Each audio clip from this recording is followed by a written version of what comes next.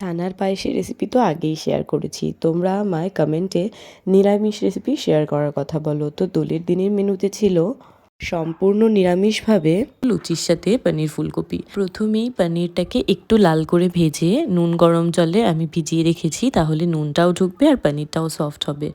আর আলু ফুলকপিকেও নুন দিয়ে লাল লাল করে ভেজে তুলে রেখেছি। আমি একটু কম তেলেই আজকে রান্নাটা করব।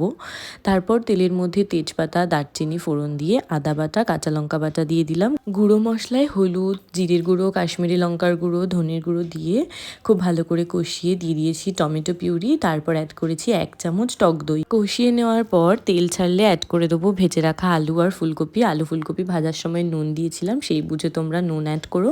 আর স্বাদ মতন চিনি। গরম জল দিয়ে ফুটিয়ে নিচ্ছি। নামানো ঠিক 6-7 মিনিট আগে পনিরটা অ্যাড করে একটু ফুটিয়ে নেবো আর শেষ করব গরম মশলা আর ঘি দিয়ে। এটা তো ছিল লুচির সাথে, তোমরা যে কোনো কিছুর সাথেই খেতে পারো। বাই।